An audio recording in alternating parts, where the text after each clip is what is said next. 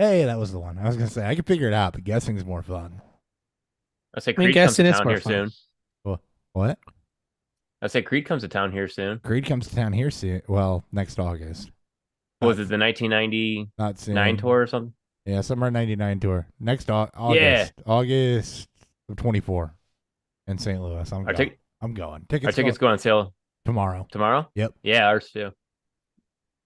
You let me know the price.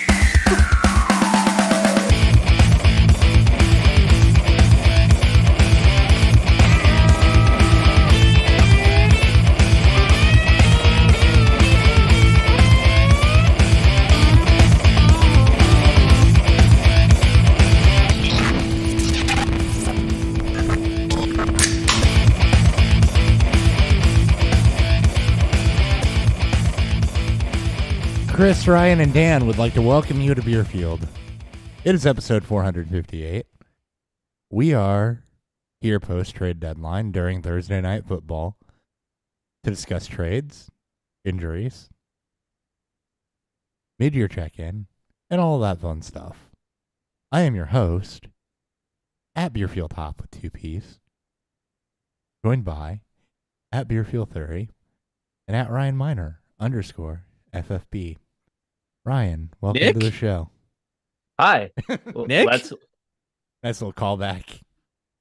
Episode 1? Nick, episode 1. Yep. Episode 1, That was Nick? that was me. That's what I was being for vocal Halloween. Ah, I like it. How was your guys' Halloween? Pretty good. We had some cold as hell, but we had some trick or treaters, and it was solid. You don't get trick-or-treaters No, you don't at all. No, you Is that a will. fumble? Yeah, No, we don't get trick-or-treaters. We don't Yeah. have light. Our lights doesn't even work, turn on anyways, and no, we're So good. fix it. Better I don't wanna- question. no. How much I don't want candy did you kids. buy 40% off the day after?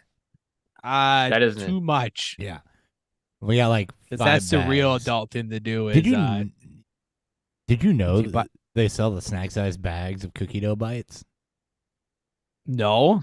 Yeah, those Yeah, actually that's come in something good other deal. than the movie theater size. the gigantic fucking box. I had no idea. Love it. But as I said when I was impersonating Nick, we do have a lot to get to. There's been some firings. There's been some season-altering injuries. There's been some trades. There's, of course, the normal week-to-week stuff. And then we got some interesting trade timelines to talk about.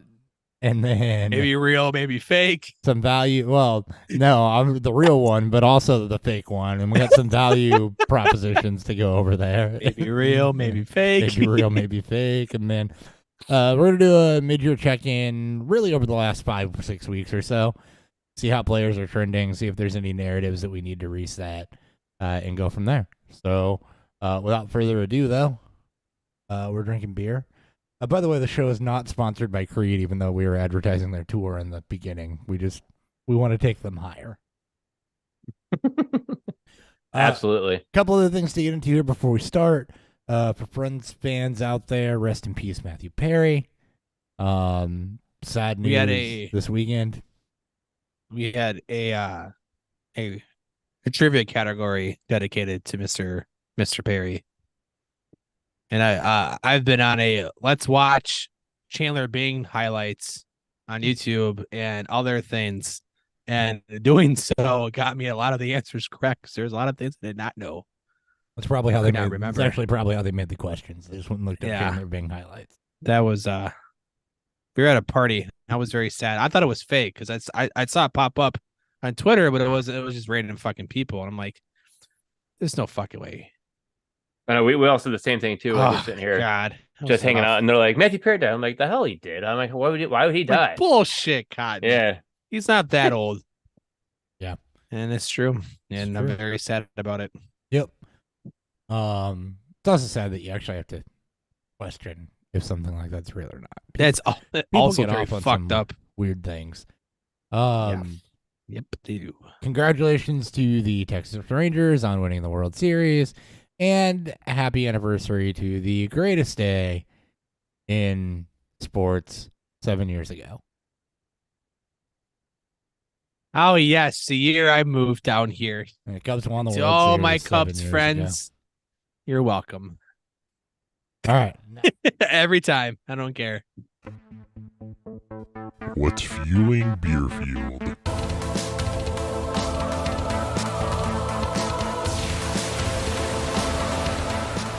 Danny, you look like you got a dainty little glass there. What do you got in that dainty little glass? there? Yeah.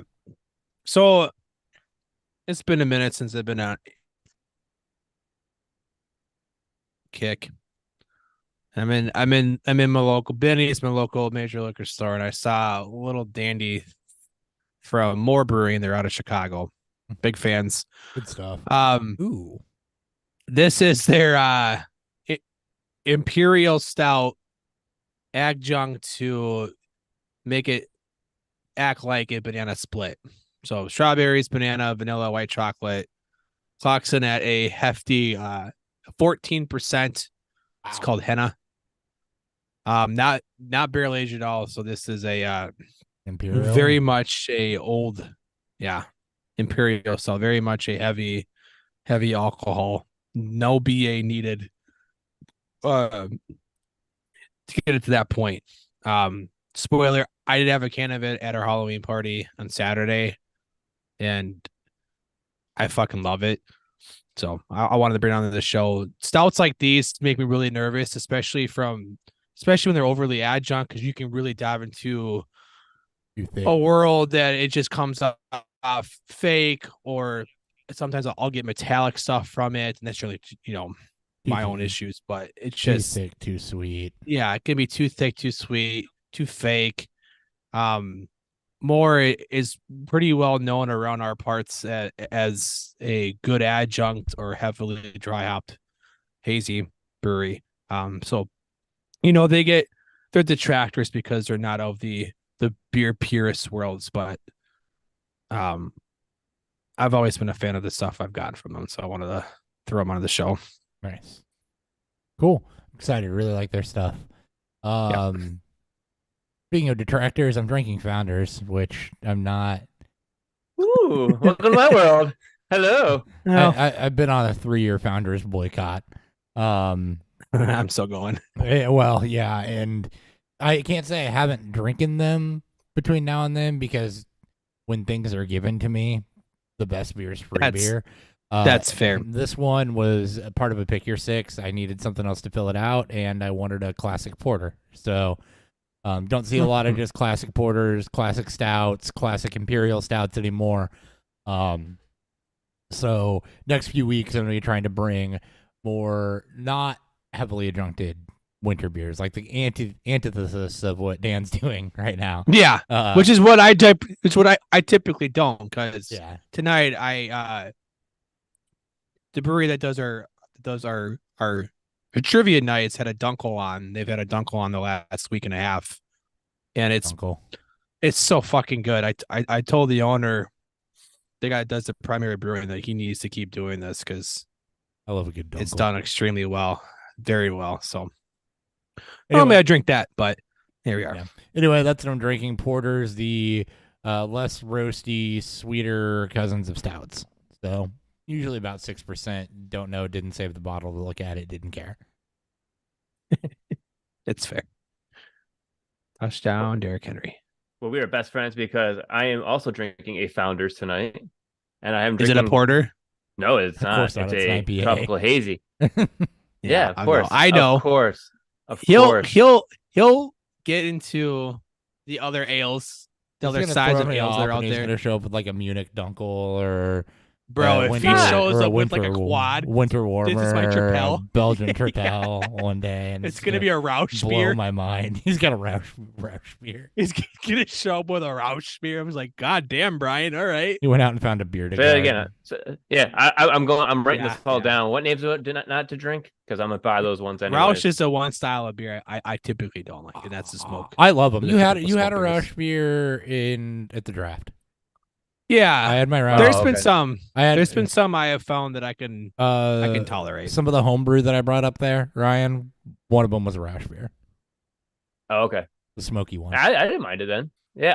Yeah. The smoky. Okay. Yeah. That one I actually liked it. Yeah, it was really good. Smoke porters I like. That's because you can mask the pediness a little bit more I'm with gonna malt. do But a it's smoked Dunkelweizen here in a couple weeks. God, fuck. See, I would I would try it. That sounds fucking good. I'm not gonna lie. Can't remember if I'm doing that or the Munich Dunkel next, but before the end of the year, that'll happen. I mean, Munich Dunkel is right up my alley. So, Yeah. anyways, Sorry, Ryan, go ahead. Anyways, yeah. So I'm drinking Founders Four Giants Tropical Treasure Tropical Hazy IPA. Comes in at 7.5%. It's a tall boy too. is that 19.2 fluid ounces. I thought Four Giants wasn't a hazy. No, this one's a different one. It's called Tropical Treasure. Okay, that's why I was like, I don't remember Four Giants being a tropical Yeah. IPA. That makes sense. No, I saw it and I was like, "Ooh, I gotta grab this one." So I Four grabbed it. Giants is actually a really good. It's actually a really good beer. It is. Yeah, I It's actually the thought about bringing base. that one on next Yeah. as All I right. transition from IPAs to colder beers. Indeed. All right. Well, before we review those, after the news, before we get in, or after the trade talk, before we get into to catch up or whatever, mustard, something, resetting narratives. That's what I was looking for. There you go. News.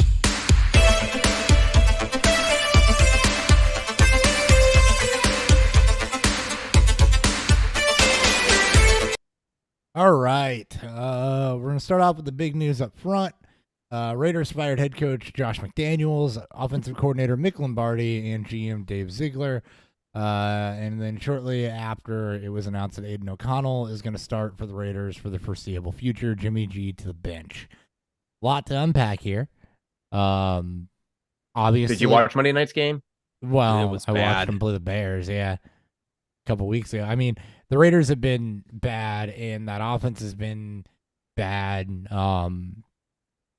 McDaniels is always kind of a questionable hire, and then moving on from Carr to bring in Jimmy G. And this feels to me like with Jacobs on a 1-year deal, they're finally ready to blow this thing up and actually go into a rebuild and just admit, like, hey, that didn't work.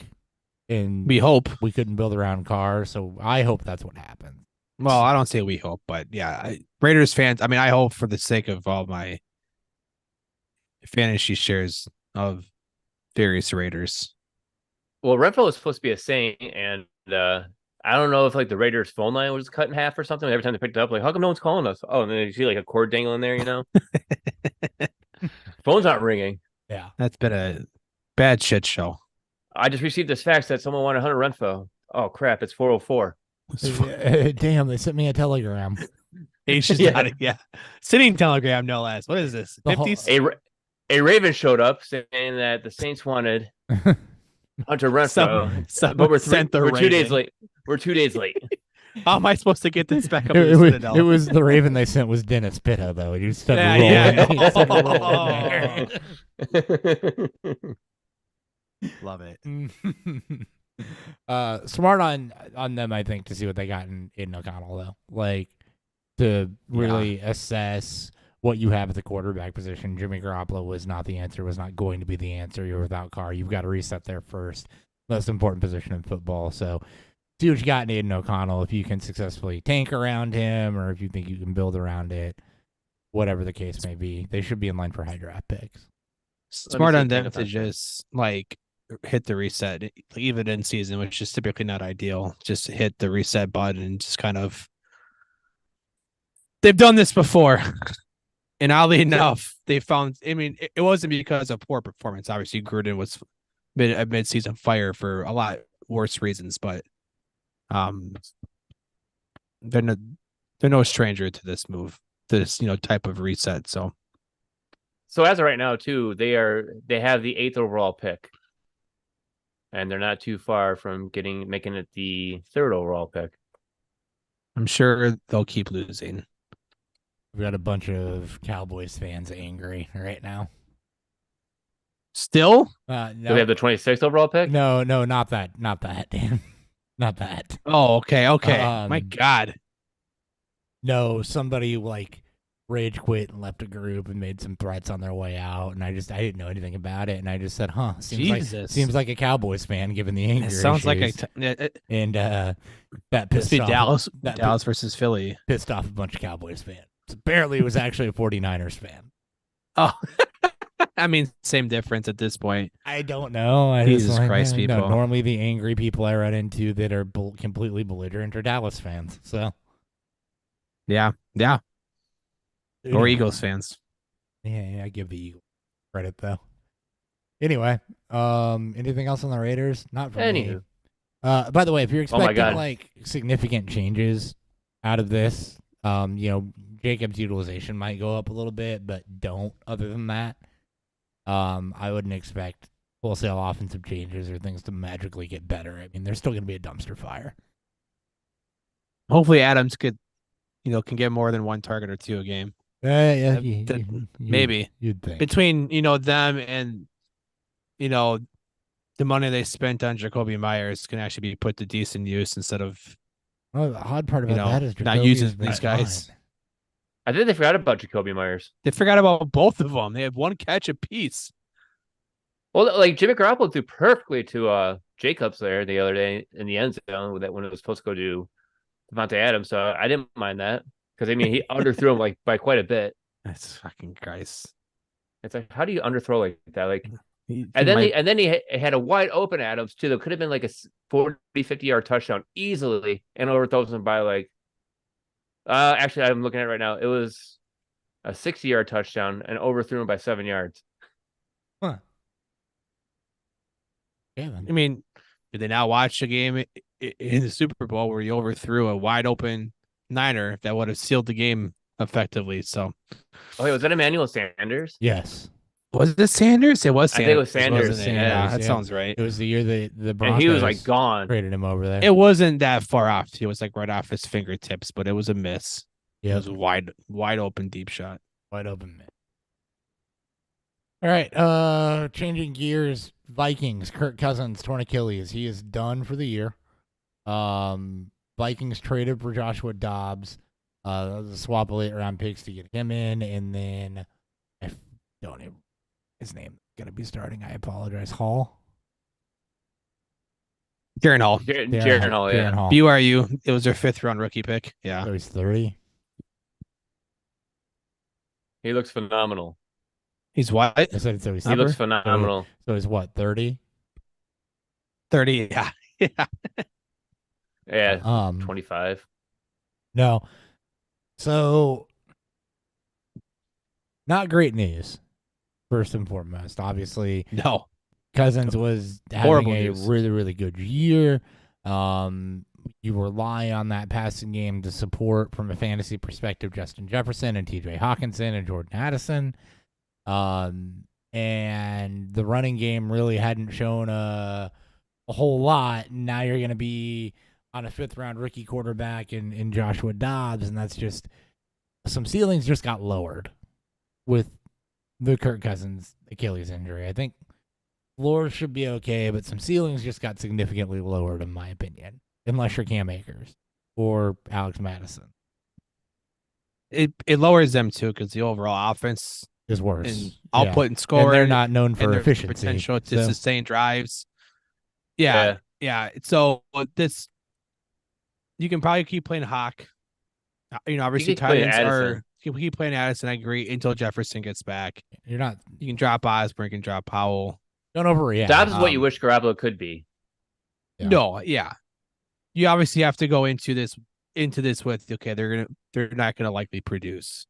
I drop them all down numbers, like so I drop them all down one level. Like I put yeah. Addison from a wide receiver 2 to wide receiver 3.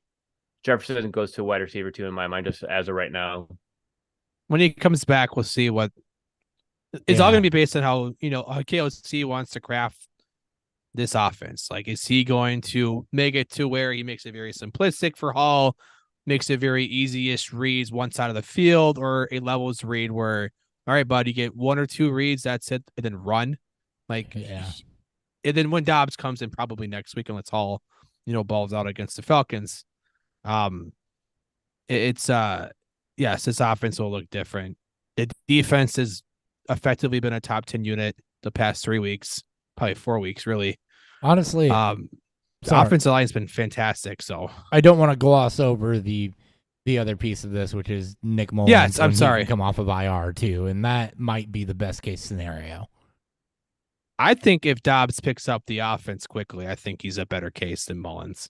Think? Dobbs brings the mobility to help open up the offense, which is going to help. Like the way he played in Arizona was Okay. it was very commendable, and I don't think Nick. I mean, sure, maybe Nick Mullins might be a better thrower of the football. I'm not even sure if that's true, but I don't know. Oh yeah, we don't know. Once you leave San Francisco, it seems like everyone falls I don't apart. know if that's true, but it seems I'm not to sure be if Dobbs a is better even the answer either. Yeah, Mullins seems to be a better exact translation for the style of player that Cousins is, opposed to Dobbs or Jaron Hall. Cousins isn't mobile, Mullins isn't mobile. Dobbs, but if they liked both play Mullins, pocket, but if they liked Mullins enough and knew that he was coming back probably early enough, I don't think they make a trade for Dobbs. if they trusted his health enough, which is the thing that I think might. That's be what I'm the saying. holdup, Like, yeah. If they felt like that he was ready to return next week, which I believe is when he would be slated to return the same week as Jefferson, then yes, I think you can say with some confidence that they wouldn't have traded for him. This is probably more so on the fact that Mullins is probably going to be out a bit longer, or maybe, KOC thinks that Dobbs is a better fit for the offense they run around because they'll craft the same similar offense for Hall and Dobbs. Or maybe they wanted to give themselves more than one lottery ticket because it's not and like that they too, gave up yes. enough to have to commit to. They to gave up Dobbs as virtually a nothing. start. Yeah. They basically swapped late round picks. So it Which could is just why I'm be very fine with this move. could I just was be- very concerned. get him in and let's evaluate the lottery Yeah. tickets of the three guys Yeah. we now have and see what's Yep. going to give us the best option here. Because they have a very soft schedule for the next 5 games. So it gets very difficult after that with both your Lions games, the Bengals. And then I think you have a split game with the Bears between the Lions. So this is going to be, these next 5 games are going to be very, very telling to where this offense is going to look at. But to go back to Cousins, this is rough. And you get to see, what the community's been, in support. And it sounds like they're going to continue to try to keep him in house for next year and beyond. And yeah, it's rough. Depends how bad their team starts going, because I think if the 4-4, teams, they're at pick 20. I think even if they suck, I think this makes it easier for them to want to retain Cousins. Cousins, if anything, will be brought in as the 1-year guy for next year as a rookie, gets acclimated if they go that route, which I still think they will. Or he can be a somewhat player coach as he's still recovering from it, right? Because it's on his plant foot. So this isn't like the Rodgers injury out, also where you might see some residual, post return. You might not have the same type of power or drive in the football until he Right. gets up and running again. So it's shitty. Like It's very shitty. I have been very consistent on my view of this whole situation about Cousins and the Vikings that the Hopper can allude to and poke fun of. I've had my fun with it. As a person, though, I've loved Cousins. Go and watch NFL QB documentary on Netflix. You will literally change He your was at perspective the on this person. facility doing a trunk or treat event for kids. Yes, at a he's practice field shown- the day yeah, after he tore his yeah, AC. day after. The day after he tore his Achilles, rolling around on a scooter. he was literally leaving the field in Lambeau and talked to a Vikings fan, a young Vikings kid in the stands before he left. That's the type of person Cousins is, and whether he returns to the Vikings or not next year, I will 100% root for wherever he lands, and I hope he stays here, and I hope he he can be a part of at least the next next quarterback for next year moving forward. So It's just sad. I it want to get takes- the piece out there. I want to just move on away from Cousins. Just sad that it just takes quickly. something like this for Vikings fans to appreciate. Yeah, Seriously. well, Instead of Vikings just- fans it wasn't instead of just wish wasn't level- casting that was he's a Romo traded bad. and not on their team and wanting to be done with him and this and that and the other. Now he's hurt and all of a sudden you all. I'm just saying, like, no. Maybe you'd appreciate it. Yeah. Maybe if you guys had appreciated him more, this wouldn't have happened. I had to get that in. Yeah, so we would have Dan- coddled him a little bit more. He wouldn't have tore his Achilles. Yes. I mean, you. Yeah. And it was on grass, though. You can So manifest If he didn't things. play in Lambeau Field this weekend on that one particular spot of the field, maybe. All right. Well, sad for Cousins, and obviously we wish him all the best and a speedy recovery, and hopefully he can come back and do what he does at some point next season. Yeah. Moving on, some trade deadline deals to note. Detroit traded, I believe, a sixth for Donovan Peoples-Jones. So watch their secondary receivers. Really, we had some discussion on where DPJ might slot in. Marvin Jones obviously stepped away from the team last week.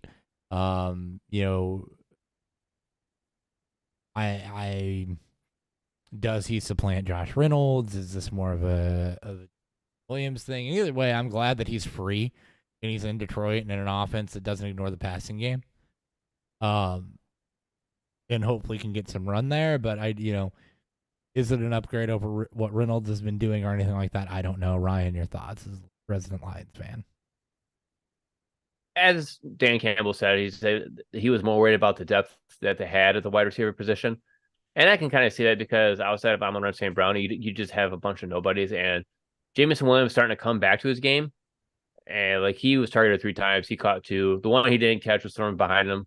I'll let that one kind of slide. But still, it's not the Jameson Williams that we want, but it also gives us another field structure that we need. So you can actually keep a rotation of wide receivers going out. See, It's the way Campbell wants to run the offense, is just keep rotating out in and out players. Dan and I had this discussion. And Dan made the field stretcher point too, so I wouldn't pull it up. He hasn't been on a field stretcher role in 2 years. DPJ hasn't been. Maybe he should be, because his most successful years were Yeah, he's on the more of a outside. boundary deep threat role. It's not even just a 9 role. It's a boundary receiver role. No, The big That's guy what he that played at can Michigan. 50, That's what he played at That's what Michigan, he played at too. Michigan But his too, most successful NFL year wasn't doing. It Well, yeah, wasn't with if you're in the Baker in middle of the field. 2020, No. towards the end of the year. So his most successful NFL year was last year, With a mixture of Brissett with and a mixture of total and bullshit Watson. and playing an intermediate game. Yeah. He went for 839 yards last year and 3 touchdowns. He was kind of that consistent player that I like to have around that's going to give you 60, 70 yards a game. Now, he was a lot more boom bust the year before. Same touchdown numbers, almost 4 more yards per reception. But 300 and some odd fewer yards and half the catches and about half the targets. So the intermediate role last year was where he actually kind of thrived and looked his best when they dropped him into that 12, 13, 10 to 15 yard range instead of 15 plus. And that's where I think maybe he does slot in and give them something, because we know that Amon-Ra is going to work more short to intermediate, which he does really, really well. I mean, he's great at that game, and Jameson has the ability to field stretch, so maybe it is get a guy in to play intermediate that can do that, and you can sneak him in deep every now and again, but that's not necessarily his role. I'm interested in this, though, and I'm watching this given the success that DPJ had last year. I'm waiting on a reliable secondary pass catcher from the Lions to break out the second part of this, be it Jameson coming into his own or DPJ finding a place in this offense down the stretch run. I would love to see him more as a down the field guy. More Exactly. explosive offense than he had. Goff is a better overall thrower than Brissett and whatever the fuck we got from Watson last year, which could be a reason why his role had to subtly change in Cleveland those last 2 years. So I'm not saying that he can't be. I think that part of the field between St. Brown and Laporta is pretty locked up. But they have a bigger body guy, or to have somebody who's better around the boundary than what they have now. It can give them another red zone red zone threat can be a big thing. It's also just a 6th or 5th round pick. This is There's nothing behind it. And this is a death pick. He may never see the field. yeah, Not that often. and I mean, like I mentioned too, he slots right in between Reynolds and Williams in size. Like he doesn't give them something. He's in that they don't- cluster. Yeah. Doesn't give them something they don't have. It's just another guy that could be something. And Yeah. last year was a Yep. good floor play, especially in deeper leagues. That's all.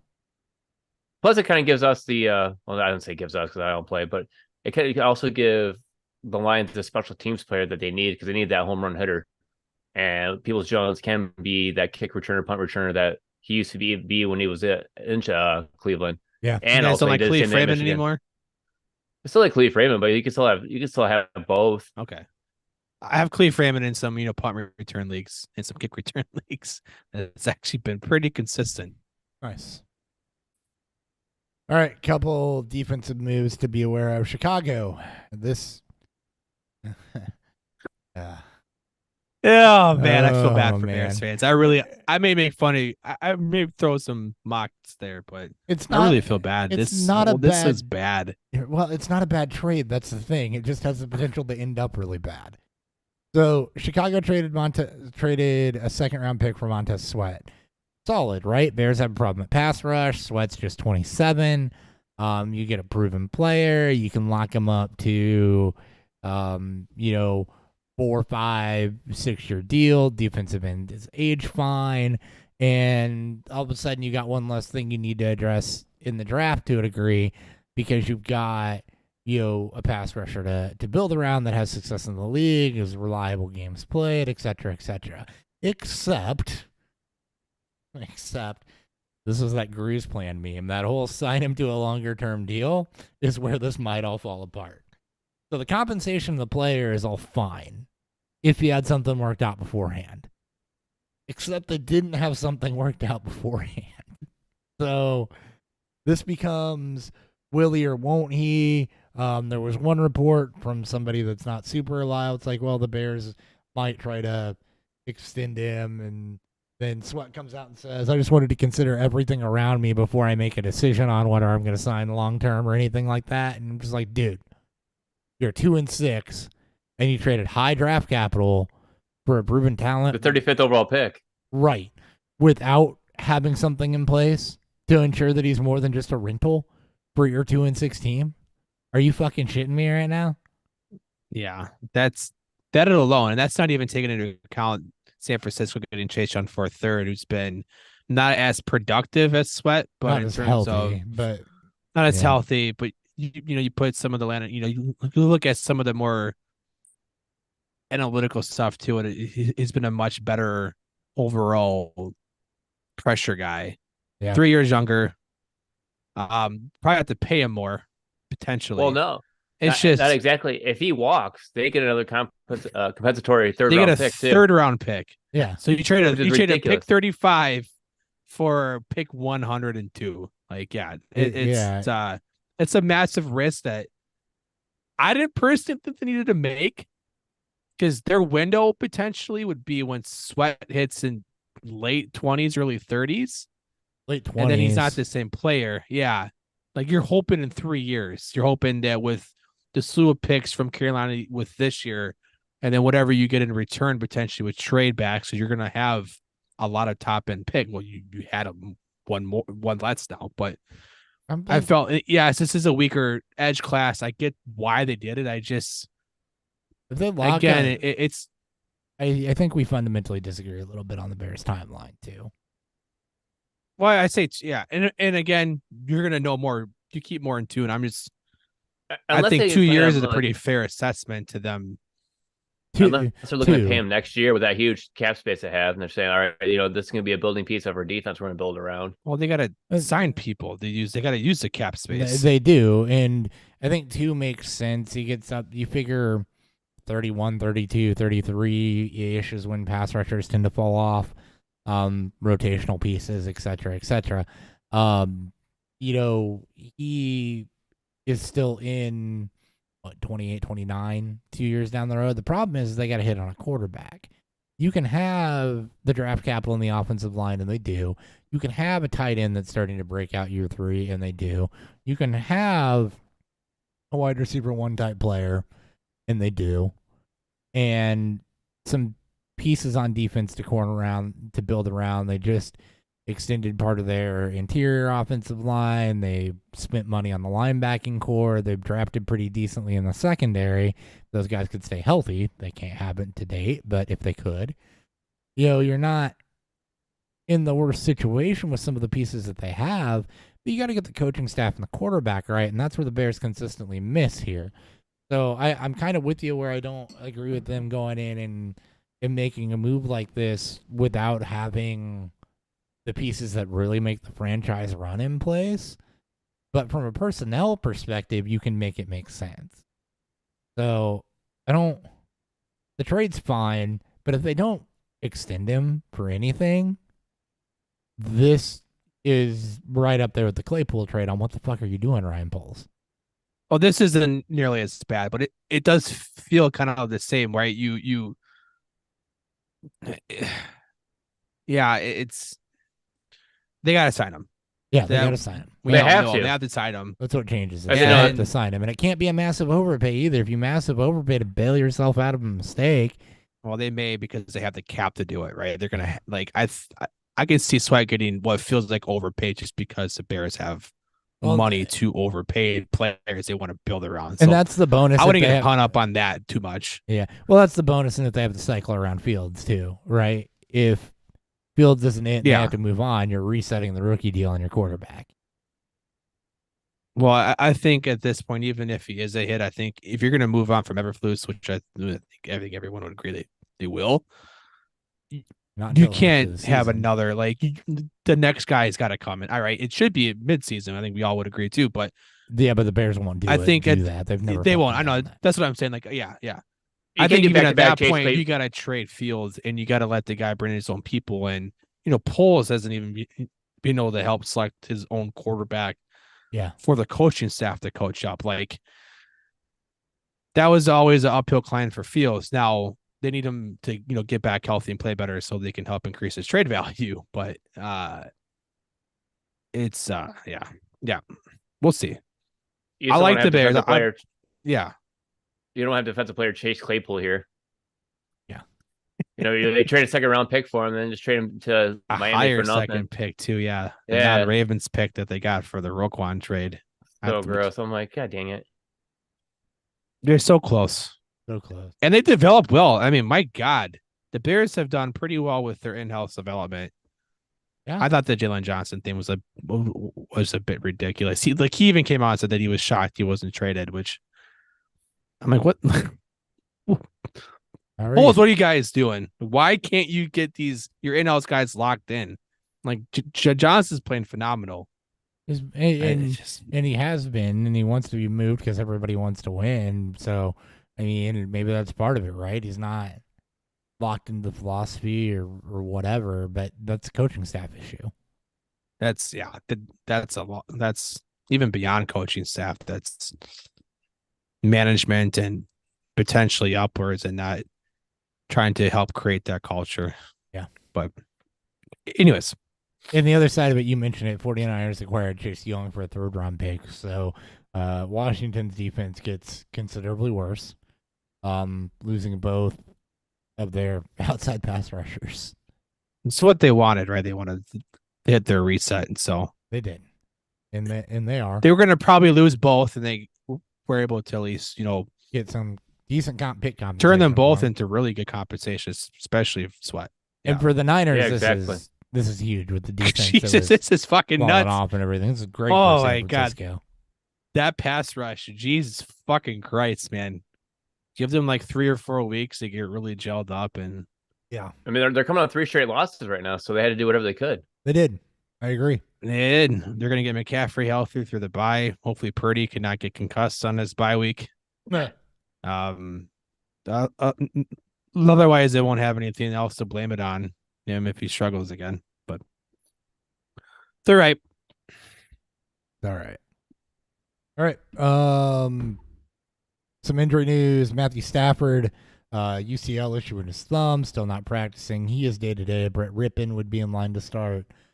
Should he not be able to go? Stafford's played through a lot of injuries. It's a strain, not a tear. So just a matter of flexibility. What's the Rams' and pain record? tolerance. You guys offhand? I actually don't. I Is it do. 3 and 4? It's 3 and 5. 3 and 5. So they're not completely out of it. I mean, they're 7th wild card spot, right? I think the Vikings are in it at a 4 and 4, if I'm not mistaken. But yeah, they're not out of it. So yeah, Tony Stafford, Yeah. he'll play. I agree with how He'll play. He'll yeah. play. He'll He has to probably play play. at He this doesn't point have if to they're playing for practice either. playoff. No. He could be in a wheelchair and he comes out there and walks on the field anyway. Please play, because even 80% Stafford is significantly better than 100% Brett As long Rippon. as So he can grip a football, he'll play.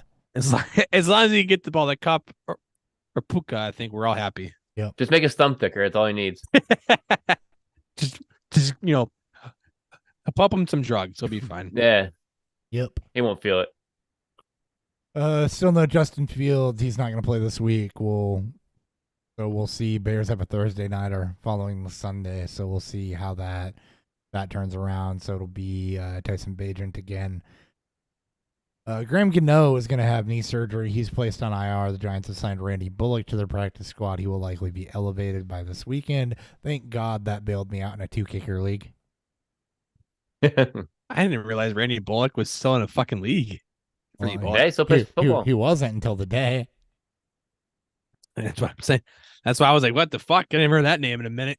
But I got Jake Moody on bye and nobody on waivers because everybody's holding on to backup kickers. I'm like, Jesus, I need a kicker injury. And then Graham Gano delivered. Wait, which league is this? Is this a Uh, Big 8 team or is this the Kickers Matter? No, Fantasy this league. is Brent's league, which is a 14-teamer Oh, okay. with 2 kicker. okay. It's 14-team 2-kicker league. That's fucking incredible, man. 28 rostered kickers for sure. That's So I'm sitting there like that's amazing. Shout out to Brent. That's great. I'm sitting there like, oh fuck. What do I do here? Where's my kicker analysis? Who's gonna give me the And who's then- gonna give me the goods And then I to help me see with my that kicker Bullock problem? was signed and on waivers. I'm like, oh, thank God. There you go. Thank Love God. it. I got Thank God. Well, you saw I had to make some kicker moves in Kickers Matter, right? I haven't. Yeah, I'm sure you. I mean, I didn't. No, I look. did. I had all three. did. All three of my rostered kickers are on bye at the same time. I am by. Oh, It's a rough week for buys, man. The yeah. Liners, Niners, and who's the other? There's another big team on buy too. Jags. Jaguars and Broncos. Yeah, Jags. That's right, Jags. Jesus, man. Yeah, Jaguars, Niners, and Lions. That's and those are Broncos. 3 top 10 offenses. Yeah. Broncos. Yeah. We lose people. It's rough. It's rough. Daniel Jones returned to practice, keeping it in Giants world. He's a full participant. So no Danny DeVito this week, mercifully. Damn it! I wanted to see if they can get worse and No way. then was it 7 total passing yards? Dude, that was like I think Kendall Hinton could have thrown a little more. That's what I I said. mean, the Giants. The Kendall the Jets Hin- have a good team. Somehow the Kendall Yeah, Hinton yeah. game was better. Somehow Yeah, that game with 90-mile-an-hour winds where all the what was it? Was that a Oh, Packers yeah. Bills game or something? Where all they did was Something like that. or no, it was the Patriots. that and was the Bills. that's past Patriots. That was when Mac Jones threw 3 passes Yeah, the entire game. The was 3 entire game. passes. that's what that reminded me of.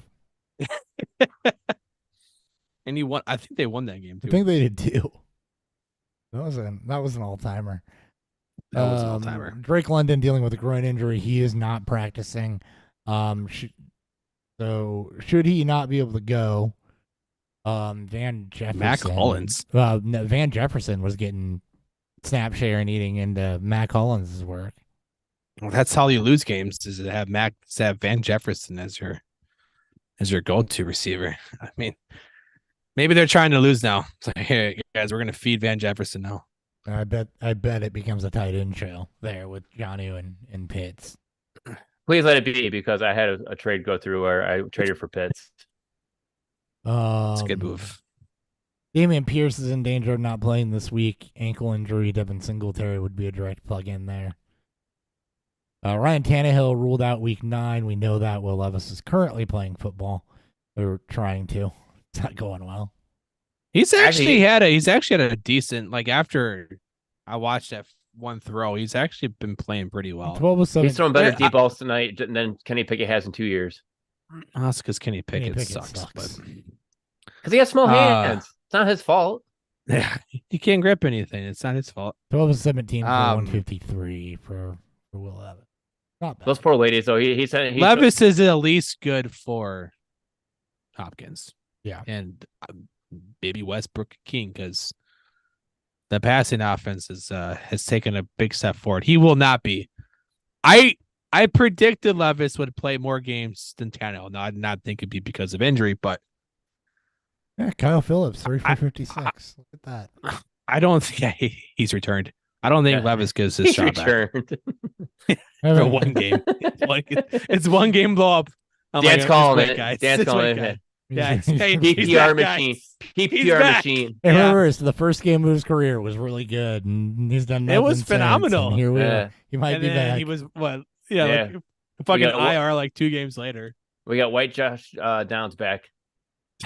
I was gonna say White Wes Welker, but Oh God, White Damian Mendola. yeah, there we go. White Danny Amendola. Rams signed Darrell Henderson to their active roster after he handled most of the work last weekend. I don't get this. Like, you heard it here Yes. first. like I understand like you can drop them, pick them up, and like I think it's 2 or 3 times. But it's like, didn't they just sign him to a contract, or is it must be some type of contract? It's probably a that- part of their contract. I'm sure. Yeah. I'm sure it's Or is like it- some like 2-way. It's almost like the hockey. It's almost like Well, baseball, hockey hockey too. now, where it Well- feels like hockey, like 2-way contract or something. Yeah, I Where they remember. had to put so much time on the practice squad and then so much time on the active roster. Well, two-way. So no, two-way contract for hockey. You can basically go. Well, I mean, that's different. Yeah. Yeah, to and from the AHL as many times as you need to, which is like option years in baseball because they don't have two-way contracts in baseball. No, they Yeah, don't. yeah. They don't. You're right. You have option years, and if you're in an option year, you can get upped and down as much as you can. I think you can come up and sub on an injury week without being on the active 53-man roster so many times before they have to actively sign you. Because I've seen this a couple times this year where, you know, a guy will come up for game day on the active roster, return to the practice squad, and then you'll get signed to the active roster a couple days later. And it probably is because I know that for the NHL and the MLB and probably the NFL too, there's a salary difference based on, you know, if you're in the minors or majors or on the practice squad or not. That's probably the big cap reason.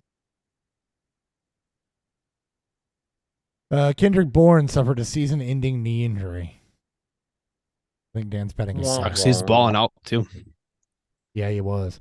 I even know it was like a waiver wire pickup when I saw that news. I was like, oh man, I gotta delete this whole entire thing. Yeah.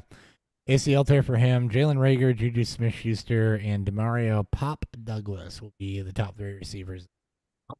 Jesus Christ. Demario Douglas, add him now. Add him Mac now. Jones, truthers are going to be pointing at that receiving core as the reason why he's not playing well. Or why I he can is see playing it well now. because Demario Douglas. Yeah. It's not going to be because of Jalen Rager. No, No. Yeah. or Juju. Well, Demario Juju, Douglas will be yeah. the popular one. Juju will be the less popular one. So, I mean, make a run at Juju. Pass productivity. If you I need mean, wide at least they receiver paid help, Juju. They paid Yeah, him. he's too, healthy-ish. So we'll get it. Desmond Ritter benched in flavor. Benched in. I told my brain told myself don't say flavor, and then I said flavor. And then he says flavor. Yeah. And flavor of. Yeah, Desmond Ritter's been benched for Taylor Heineke. Heineke is going to start for the Falcons week. Good news for everyone. Arthur Smith, man, just continuing to be the bad guy. He has embraced the villain role for the fantasy community very well. I think he just embraced the villain role at all. I think, It- by all. I think Because so. I don't think anyone really likes him right now. Like, I hope he's gone. I hope they fire him. I do too. Bill signed Leonard Fournette to the practice squad, so he finally has a home. Keep an eye on that. Obviously, that would cut into some of the rushing work for James Cook, but more short yardage and goal. line I'm for- ready. I'm ready ready for for him this. to destroy that backfield if where no one's fucking viable. It's like, oh, cool. You like no one's good now because you're going to give him way too many touches over James Cook in certain situations, and then he's gonna have like one good game, maybe two. I'm just Like, glad Yeah, but I'm just glad I'm I gonna have could- some more trade windows on him. That's literally what I'm about to say. Yeah, I have my new sell window on him now. Thank you, Bills. I've been holding on to him for this long. Fournette's got quads of Saquon Barkley again. So Looks he's like back he's in lost shape. some weight. It looks like he's like in like a better like he's shape in than good what he was shape, with yeah. Tampa. Yeah. Best shape of his life. Best shape actually. of my life. Yeah, he's in the best shape of his life. Might be a week or so before he's. Yeah, Je- probably, and I'd then the Jets. I just found this kind of not amusing, interesting. Jets lost 2 centers to IR on Monday night. They're now on their 4th string center. dude, that's fucking rough. Ouch. That is you cannot understate just how shitty that is for your quarterback. No, you cannot. MetLife Stadium, man. It just goes downhill, man. They were looking at Super Bowl preseason and Super know Bowl what to a the Super fuck. Bowl. yeah, yeah, but not the fun one. All right, real question for y'all. How y'all on beer? Do we need to do beer review now before we get into trades and recaps, or do you want to power through the Whenever trade you guys are section? ready. Yeah, I'm good either way. I'm like halfway. Okay, I'm out. I'm out. Okay, then let's do it then. Yeah. Beer review.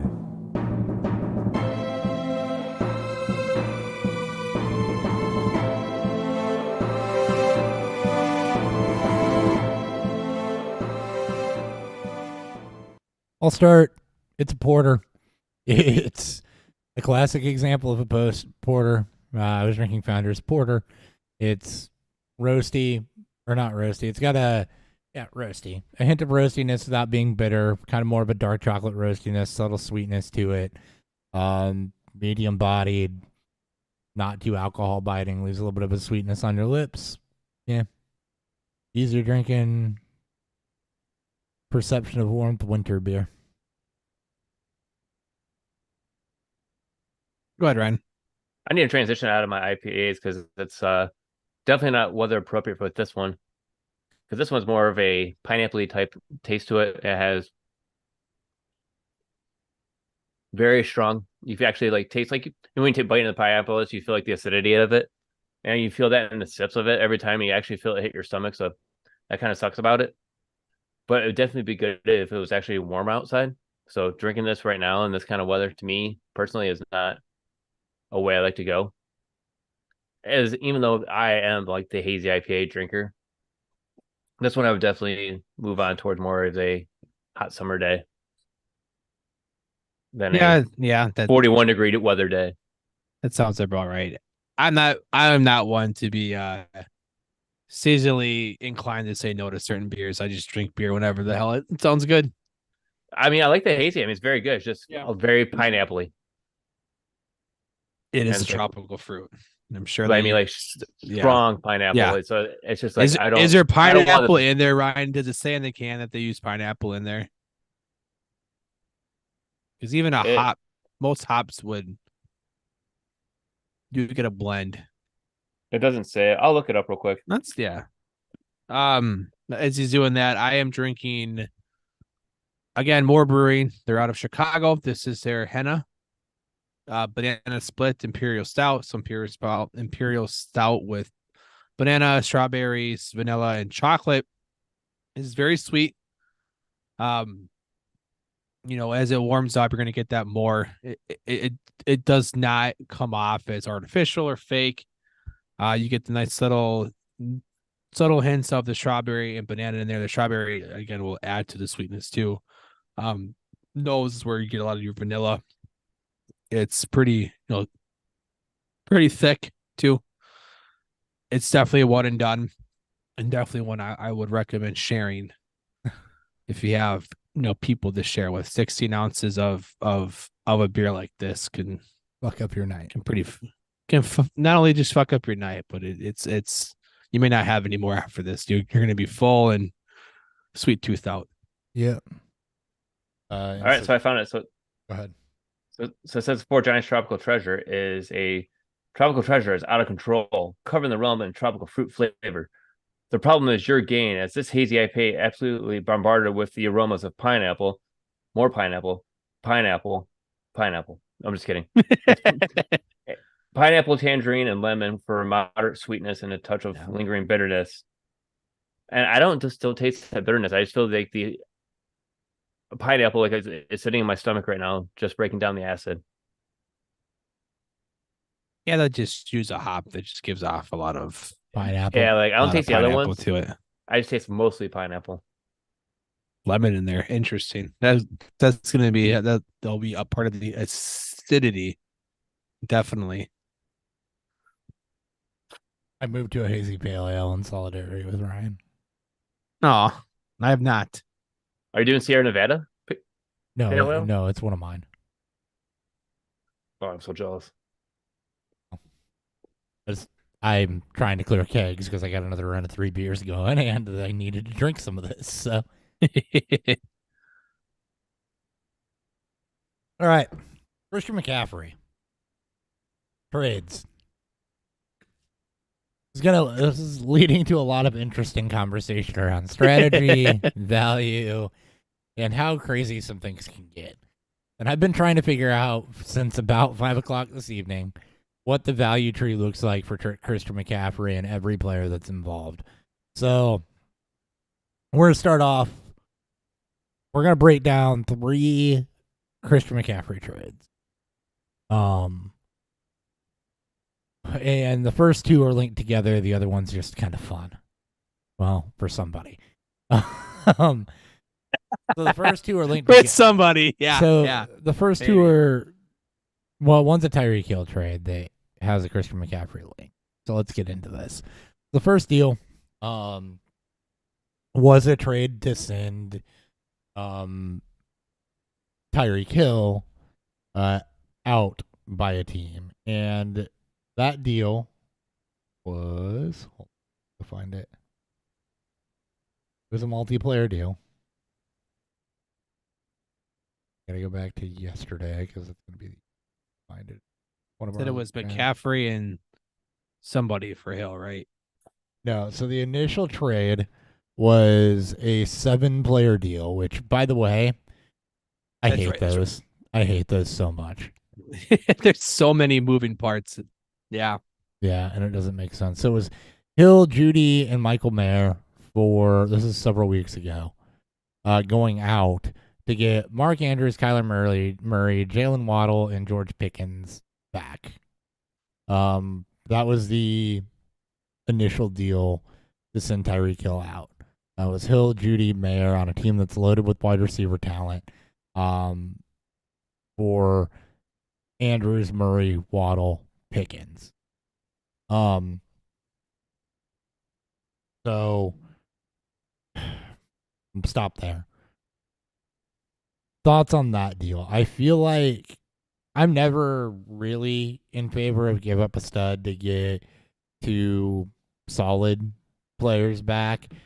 You got Andrews coming back the other way, who hasn't been quite having the difference maker tight end season that you'd expect. Still very good in his own right.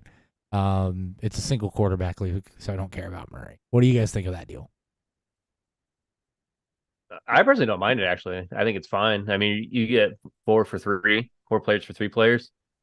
Yeah, I mean, giving up Hill is a lot to give up, and it's kind of hard to give it up. But you get younger assets back. I mean, if Hill's your best wide This is receiver, a redraft. Oh, it's a redraft? Oh, Redraft, yeah. Redraft. It was Waddle's Never mind, I hate picking- it. Waddle's Yeah, picking this is Andrews Okay. coming back the other way for Tyreek Hill. yeah, sorry. I'm in the dynasty mindset when it comes to trades like this. You Now- circle Hill, and that is so whoever gets Hill wins that trade. Now the guy Oh, yeah, no matter what. the guy sending Hill out was trading from surplus.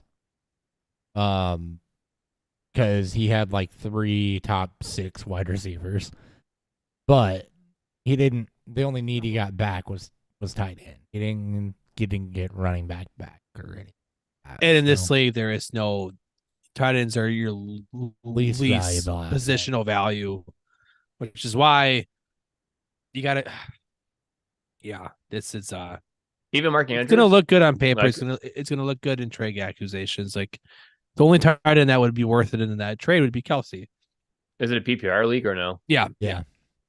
So now the dude that got Tyreek Hill in that deal, right, doesn't even really want him, Yeah. Now I know where we're going. which I don't understand.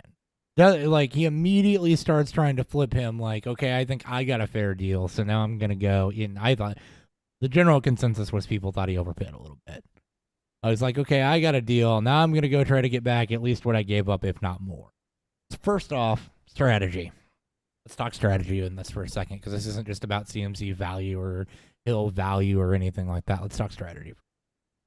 If you're trading for a player that is the core piece of a deal, for the purpose of I'm going to flip him and try to get back the same or equal, you're doing it wrong. You're making trades just to make trades at that point. Because if you need to get back what you gave up, that means you don't feel like you got equal value in return. Exactly. Or you don't feel like you improved in return. And I hate when teams do that. the whole league just saw how you valued him, right? So they're not going to give you more than what you gave up. And they're probably not going to give you underneath that either. There's going to be apprehension about trying to give you more than what you gave. So the league thought that he sold Hill for too little? No, other way around. The league thought They gave up too they much. gave for him Hill. too much to get Hill. Too much for Hill? I would disagree. I'm pretty sure I saw this, and Thought it if was I'm an working, overpay. I don't think it was an overpay. I thought it was No. fine. Yeah. Again, you're getting you have in these more for lease player deals, where generally the lease player in a deal is the best player. You typically overpay in terms of what you would perceive as value, sure. because you're getting a better core play in return, and you're freeing up your roster to allow you to take more chances on players that could provide you points. That's the whole mindset of why you do this. So I would agree that this was not an overpay. I'm not sure where you're at, but I would say this is I know not what you mean. a true overpay. I don't It's feel an it's a fine underpay. offer. I don't feel strongly one way or the other. I think it's all right. Okay. But I think to turn around as the guy receiving Hill and then immediately say I'm going to try to flip him for more or less than what I got, And the then deal he got in that's- return is an issue. boy. So, yeah. so then the second piece of this is the behind the scenes part, right? Because we saw some of what he was trying to work behind the scenes, other than the deal that went. Yeah. So the first thing that happened, and Ryan, you saw this, is he offers me a deal of Tyreek Hill and CJ Stroud and James Conner for, I think it was McCaffrey and Hurts, and I think that was it. I think it was McCaffrey and Hurts. Coming Yeah, back the other I saw it way. last night. I replied and then I didn't hit send. Yeah. So we're good, Well, What a boomer moment. I love it. Well, right? that was I the do it all only the time. trade that was offered to me. And I go on the side and just say, hey, I'm fine with the Hill and CMC swap. I have ETN. I have Swift. I need to upgrade at wide receiver, right? Trade from surplus. I'm fine with the CMC and Hill value, but I want to work out different players around the edges. I don't really want to go from Hurts to CJ Stroud. Cousins was on waivers at the time. This is before last weekend happened. So I consider it, but, throw that out there and it's like, okay, I want Hurts. Would you do this? I'm like, no, I'm not going an injured running back and a bottom third quarterback to give you the QB6 with CMC, with a swap of CMC and Hill, who I think CMC is more valuable than anyway because of positional value. That talk broke down, which was fine. He also declined a trade that I thought was a crap offer anyway. I won't even talk about that one. So declines working any further on a deal of sending him CMC to get Hill, which I was willing to do because I wouldn't put Jalen Hurts in the deal. Fine, whatever. Turn around yesterday, and there's a trade that is Tyreek Hill going out for Adam Thielen and Christian Kirk. So essentially what he ended up doing was he turned Andrews, Waddle, Pickens, and Murray into Jerry Jeudy, Michael Mayer, who's since been dropped, and Christian Kirk and Adam Thielen. Oof. Which Yeah. Oof. brings the question of, if you wanted that caliber of receiver of Kirk and Thielen, why didn't you just hold on to Pickens and Waddle, who have higher upside? Who are better? That's like that would that makes no That's sense. a gross trade. Yeah, I don't We understand got that trade at all. worse. That whole chain of trades is bad, and the flawed logic there was, I'm going to get Hill, but I don't really want Hill, and I'm going to try to flip him for value over what I paid for him, all within the same week. We're not going to let injuries happen. We're not going to assets appreciate or depreciate. We're just going to try to do it all within a week of each other. I can see that happening because typically people will do that if there's a player that they is involved in the second deal that they don't have that would make the deal happen. I can see that being the case, but you got to be pretty savvy to do that, and I don't think the people that this particular person would be savvy. That would have enough been to- if we had gotten something done with Hill and CMC. But Caffrey, generally yeah, you're he getting never- an equal return in terms of positional value. Right. He never would have gotten a deal done with me without a player like Hill. But if you come at me with Hill for CMC, when I have ETN and Swift and need wide receivers, then that's a deal that I'm going to listen on. I'm going to be interested on, try to talk, and let that fall apart in a 1 QB league because you won't take a deal without Jalen Hurts when you're getting the higher positional value back. And the reasoning for that was, well, I think Hill is more of a difference maker than CMC, and I'm worried about CMC's injury, but you're sending me a running back that's literally on IR on the way back in your trade offer, and Hill has been dealt with a hip in the same way that CMC's dealt with an oblique, right? Neither one missed time. Neither one really missed practice. But if you're going to make the argument, and this is the other thing too, make sure your arguments make sense. If you're going to make the argument of, I'm concerned about the injury, but the injury concerns between the two players are the same, and your deal includes somebody that's on IR actively hurt, it's hard to look at your logic there and think that holds water. Yeah. Yeah, exactly. So when you are talking these out, make sure that your argument makes sense. If you're trying to convince somebody to do something like that, and don't get hung up on fringe players. You can make fringe players work if the core of the deal's there. And that's all I was trying to do, is because he said he wanted wide receivers. Okay, well, he never told me he wanted wide receivers, because I would have included, Cooper, Brown, or London to get that through instead of Hurts. Yeah. Because one of them's got to go to my bench anyway by bringing Hill in, right? So. Yep. So, yeah, there's that whole thing. And then back to CMC's value now. There's the whole Reddit thing flying around. Oh, yes. Let's do it. All right. Welcome to my world. All right. Would you make the deal? Is where we're at. So, would you make the deal segment? It's It's Christian McCaffrey for Tony Pollard and a one-night stand with your wife. With What? the other guy's wife. With the other guy's wife, yeah. It's more than likely Fake. it's fake. It's gotta be There's fake. a post from. I hope it's fucking real. There's a but it's probably post from either side of this argument, from either side on this too. And yeah, it's got to be fake. You can't imagine. I mean, I guess maybe in the world somewhere there are people that would do this, but it blows my mind. Paul, Yeah, someone's into the that world kind of is stuff. called the league, and Taco is a part of this deal. it's Pollard and a one-night stand for Christian McCaffrey.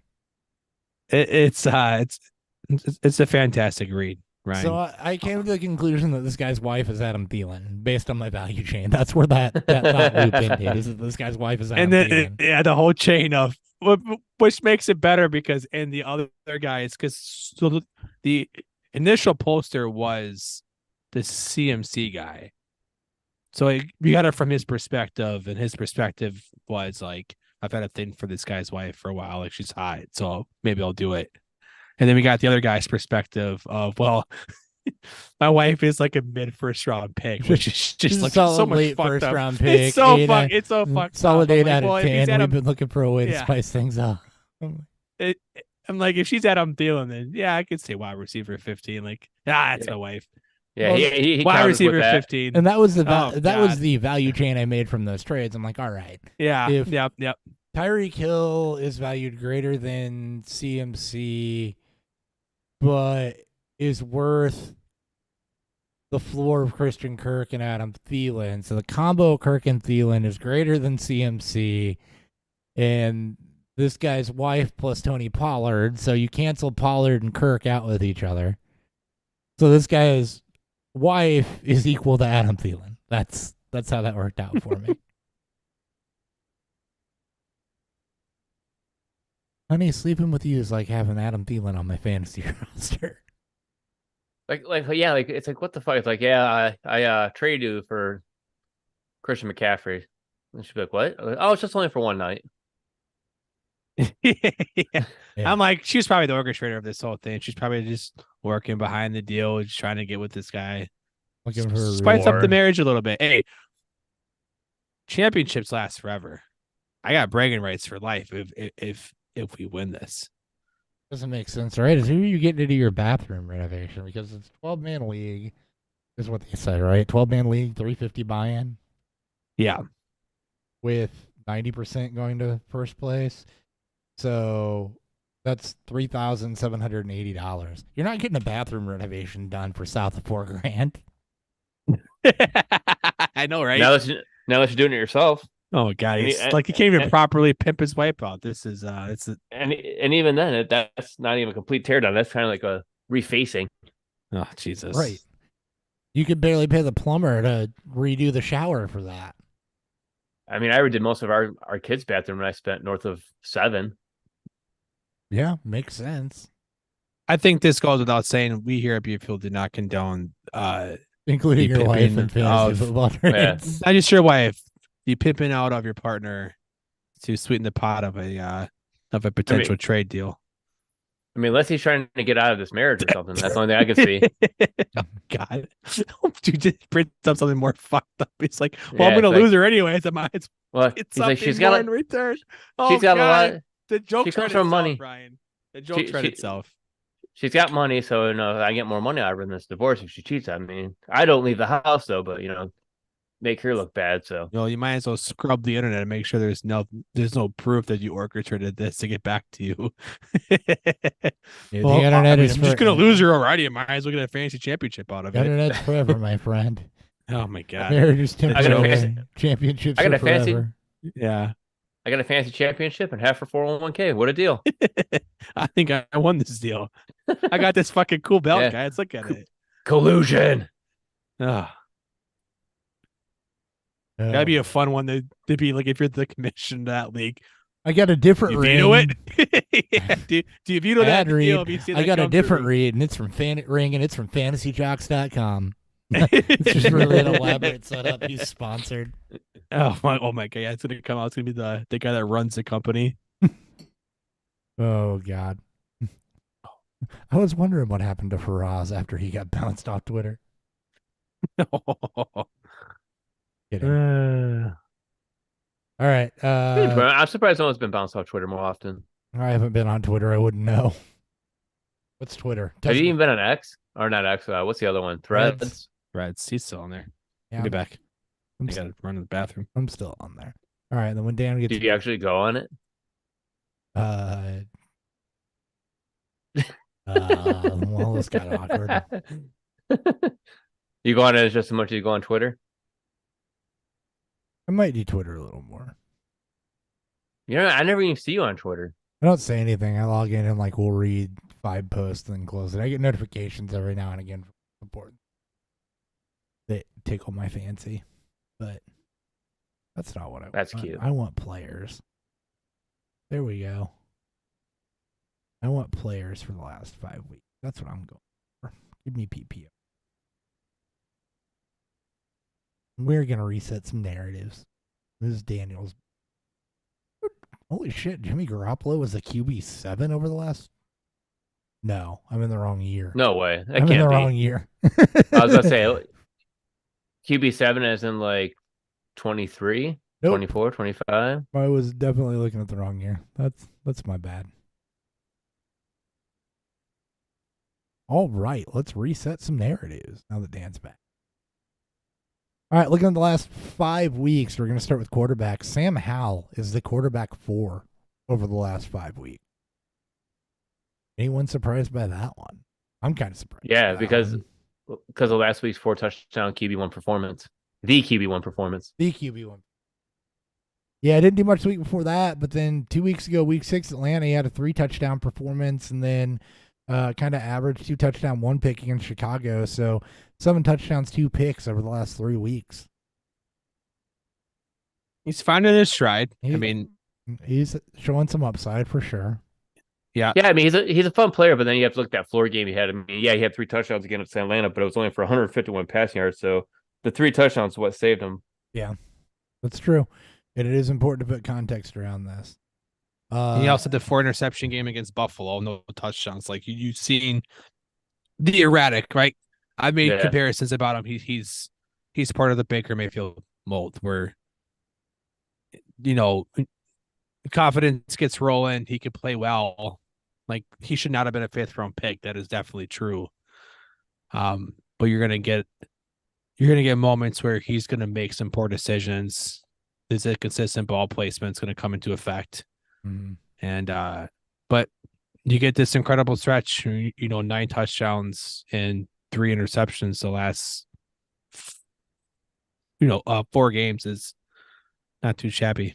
No, he's a gamble QB you play. I mean, you enjoy he your is ups, yes, but you live with the downs. Yep, indeed. Keeping over the last 5 weeks, sustained success. We'll look at the last 3 here in a minute too. But Justin Herbert with the thumb injury is down to the QB 14 right now. I think that's the only real thing quarterbacks that surprises me. Joe Burrow, QB 19 over the last 5 weeks. So he's been coming on though. Like he's been coming on, especially this week. I think he's finally coming back from his injury. Yeah, was it his calf? It was a calf injury, and let's see.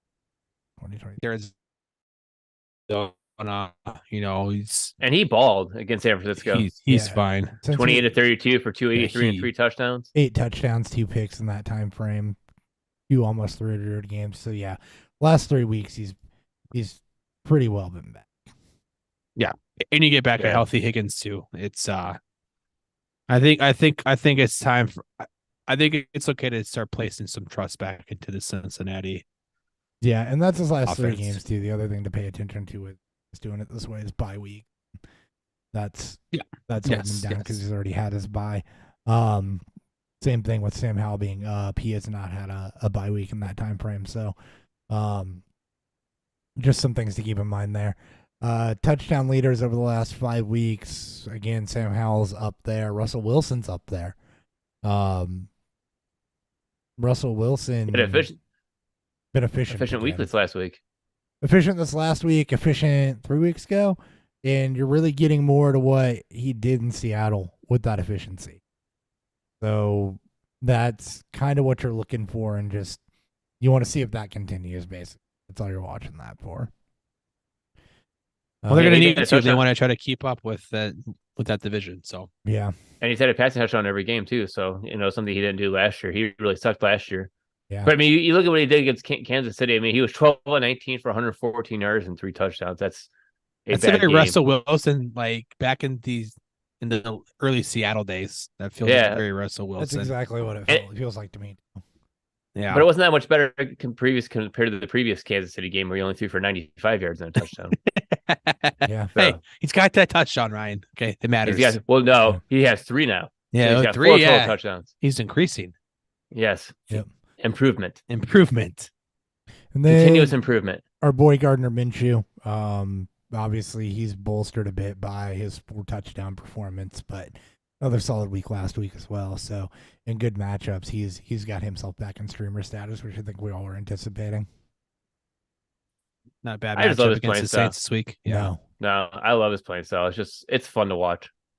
It's hard not to root for him. It is. All right. Flipping over to running backs. Alvin Kamara, back off the injury, is the running back 3 over the last 5 weeks. He is, I don't want to say turning back. He's not been hyper efficient or anything like that since his return. Barely over 4 yards a carry, but he's getting volume. Haven't seen a lot of Jamal Williams taking that from him. The receiving work's been there too. So 15 more targets than the next the closest guy second to him, Josh Jacobs, in that 5-week span. It's the offense through him, right? The struggles with Olave, the injuries with Michael Thomas, and just the overall issues that the Saints have been facing. Kamara has been able to really take advantage of that. And for those that drafted Kamara on the cheap, let's get rewarded for it. Yep, and that same, you mentioned Josh Jacobs, that's got him right behind him at the RB4, although by like 20 points, but at the RB4 over that. Another interesting tidbit, by the way, there's only 3 running backs over that 5-week span that have given you over 100 fantasy points. Kamara, Etienne, and McCaffrey. Etienne has been balling. Yeah. Oh my God, Etienne has been Etienne balling. has been Jacksonville's early absolutely season balling. woes. It's gone. It's now been 7 touchdowns over the last 4 games for him, I think. Jacksonville's correct. finally starting to look like what I thought they would look like to start the season when I predicted them to be the number 1 seed in the AFC. My dark horse prediction. My Indeed. bold prediction. Some other things to make note of through this: DeAndre Swift still having a very solid year. Isaiah Pacheco's up there at the RB8 over the last 5 weeks. I don't really know what's bolstering that. Increased passing game usage, maybe, or just running back. Swift's gone down a little bit, yeah. Since Yeah. I think it was the big game against Minnesota. I think it was He's- the early-ish. I was talking about Pacheco. Oh, Pacheco. I'm sorry. Yeah, Swift's still been fine. Serviceable. Swift had a good game I think Pacheco had a good game last week. He, I don't Or was think it he 2 did. no, he weeks ago? didn't. Was it 2 2 weeks weeks? ago? 2 weeks ago, 2 weeks. he had. Okay. Yeah. I mean, It's it's just kind of average for the running backs once you get beyond those first 3. There's not anybody that's putting together like week after week banger, and no, that's the elite running backs are like a dead thing right now. they are. I mean, Etienne and McCaffrey and Kamara are the closest things that you've got. Looking at this over a 5-week span, I'm going to do it by points per game just to help that out. But even then, Achan's up there still, but he's been hurt. So I mean, it's your 20 points per games are Breece Hall, Jahmyr Gibbs with David Montgomery hurt, Kamara, Etienne, McCaffrey. And then Saquon Barkley. there's a fall off. David Montgomery, who's been hurt, Kyron Williams, who's hurt. And then there's a 3-4 point a game drop off to Saquon Barkley. So They didn't get the rise of Gibbs that could affect Montgomery. when he comes back, Hey, yeah. it's not gonna- With the strong last 2 performances. Yeah, games it's not going to from affect Gibbs. it. It's not going to affect it. I don't think it will, but I can Montgomery's totally coming see that back. He'll take narrative. it. He'll take it right back. It's how that Yeah. offense rolls. And Pacheco, it's basically been game script. Yeah. Right. The one game that they've been behind over the last 5 games, last week against Denver, struggled to get his touches. Mhm. Look at it before that, and he's been a high end 2. Frustrating. Fueled by touchdowns, of course.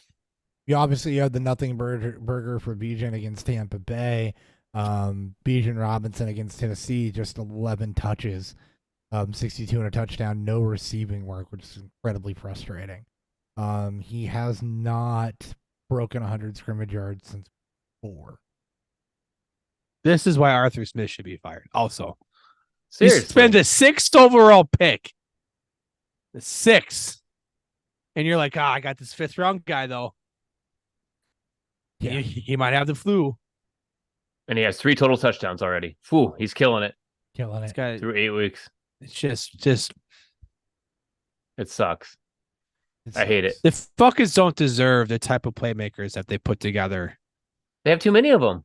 You get Like- any competent coaching staff and a better quarterback in there, that's a dream spot. the size of receivers he gets to throw to and Pitts. He gets to utilize, Bijan in the running game. They've improved the offensive line through draft picks and through free agency the last couple of years. And yet, here we are, just wasting it away. All of it. Frustrating. And they're gonna they're gonna frustrating. franchise tag him. Yeah, The franchise tag London, and then they'll give him contracts just to be suck. And they're like, we got Taylor Heineke, we're fine. We're fine. James Cook's put together a bit of a somewhat decent run. No touchdown upside though. He's sitting mid RB2.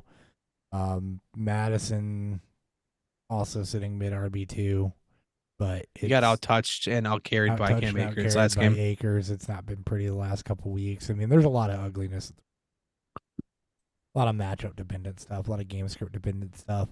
Your leader for rushing attempts is Travis Etienne at the moment. He's the only one over 100 in that 5-game stretch. Next closest are going to be Jacobs, Kamara, and Barkley over 8.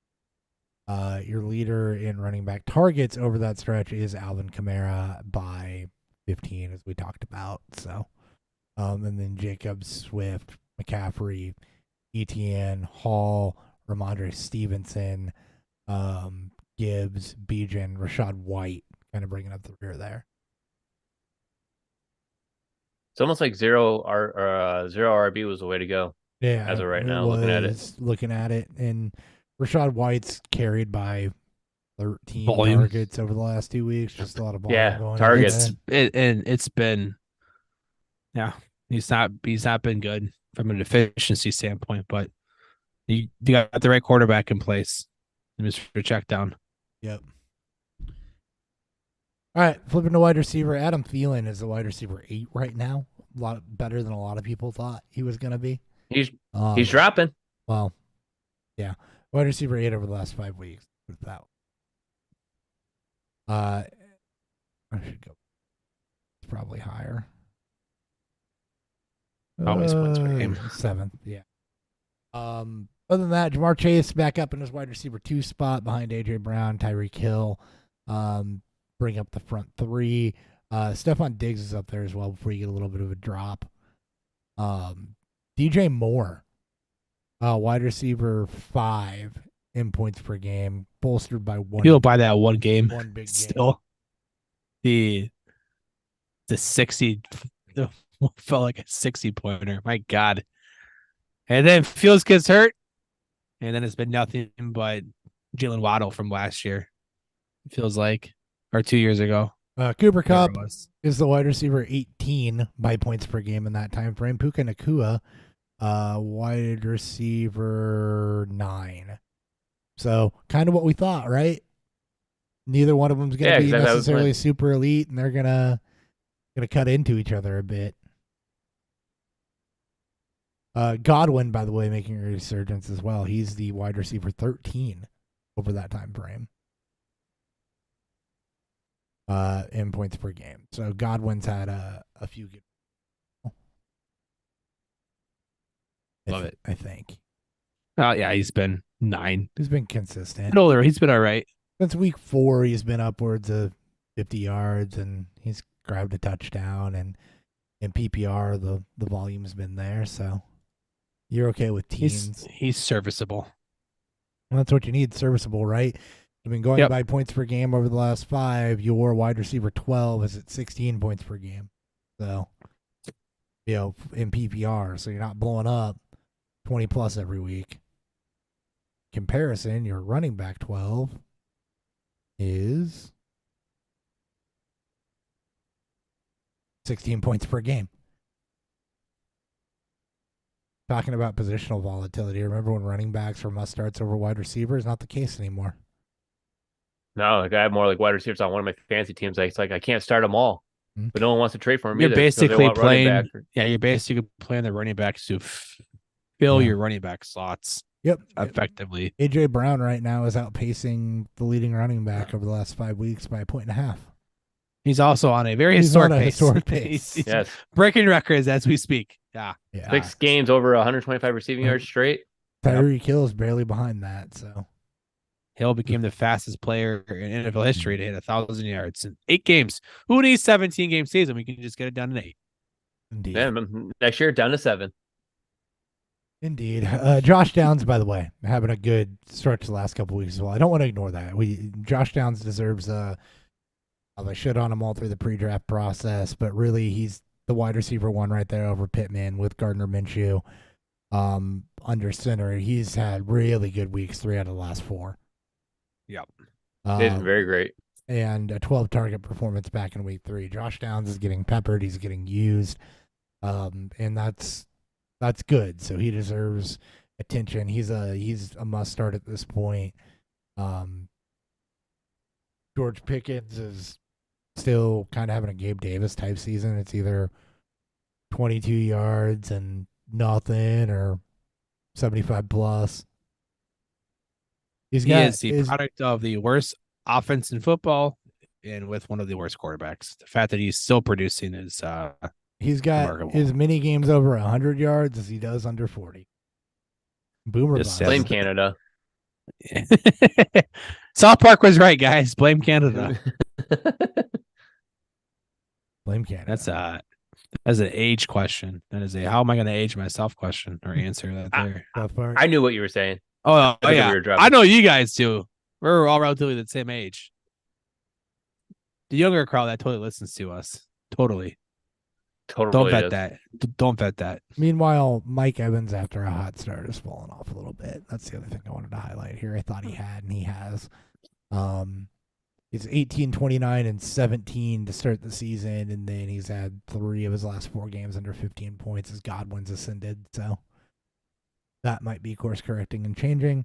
Josh Palmer is the other one that deserves a little bit of love. 60 plus yards for the last 5 weeks. Obviously dealing with the injury last week against Chicago in a blowout. He's been fantastic since hurt.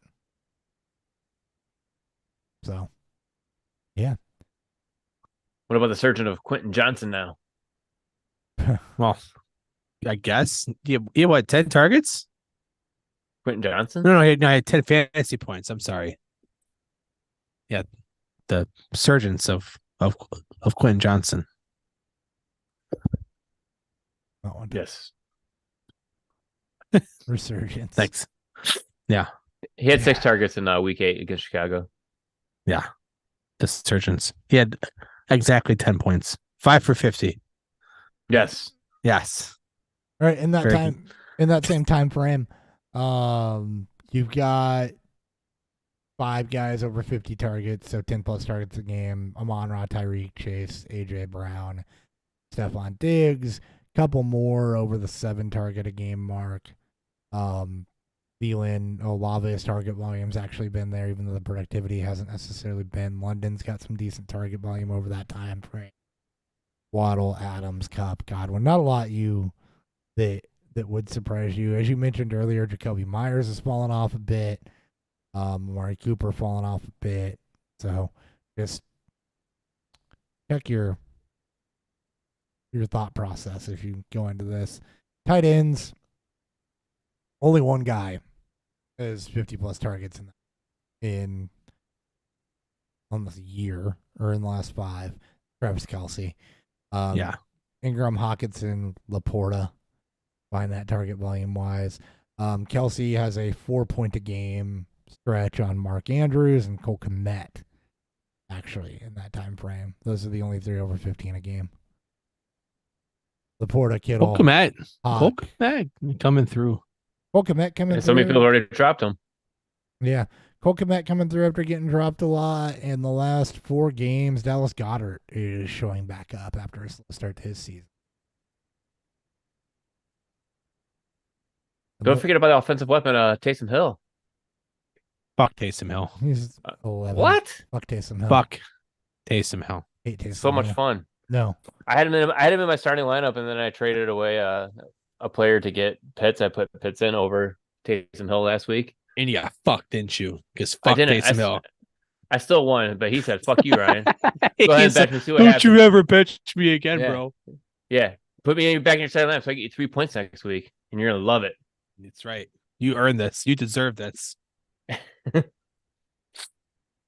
What's fun is Logan Thomas being a top 10 tight end after multiple injury plague seasons. Good for him. Look at that. Dalton Schultz. Top 10.